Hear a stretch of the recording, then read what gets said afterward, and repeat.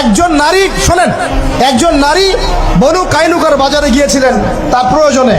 ইহুদি তার শ্লীলতাহানি করেছে, তার সতর খুলে দিয়েছিল একজন ইহুদি। এটা দেখে একজন মুসলিম ভাই সেখানে থাকতে না পারে ওই ইহুদির গর্দান নামিয়ে দেয়। এই ইস্যুকে কেন্দ্র করে ইহুদিরা মিলে ওই ভাইকে শহীদ করে। তখন ওই বাজারে ওই ভাই ছাড়া আর কেউ ছিল না, একজনই ভাই ছিল। এরপরে এই মামলা আসলো নবীর দরবারে সাল্লাল্লাহু আলাইহি ওয়াসাল্লাম। এটা মদিনার ঘটনা।